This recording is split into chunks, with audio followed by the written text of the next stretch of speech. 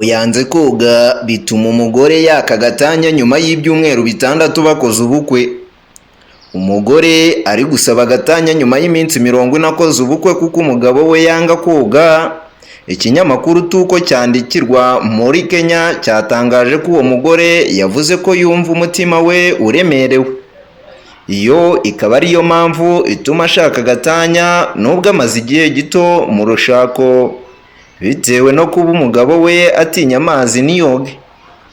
Nyuma yo kubona ko nta kindi yakora uretse gutandukana n'umugabo we, uwo mugore ngo yabanje kugana ikigo gitanga inama ku bijyanye no kubaka umuryango, avuga ko ikibazo afite ari uko umugabo we atemera koga.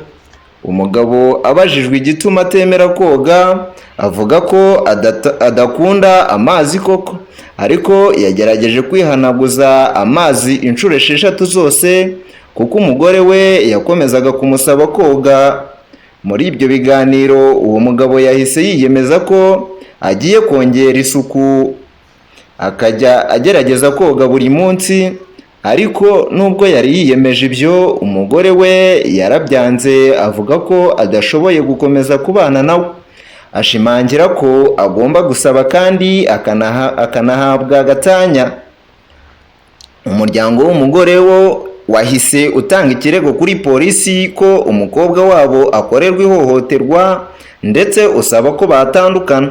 Kugeza ubu uwo mugore n'umugabo we ngo bahawe gahunda yo kuzasubira muri icyo kigo gitanga inama ku bijyanye no kubaka umuryango ku itariki 22 Nzeri 2024 kugira ngo bahabwe ibindi biganiro n'inama zigamije kubahuza no kubafasha gukomeza kubana nubwo hari icyo kibazo.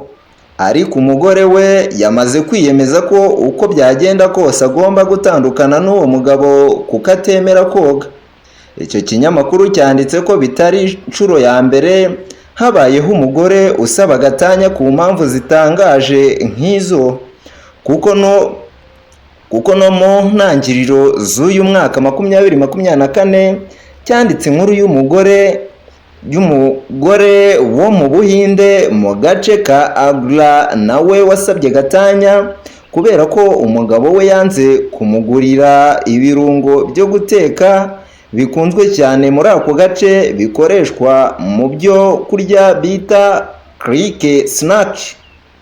Habimana Jean d'Amour mu gihugu cya Kenya kuri tuno.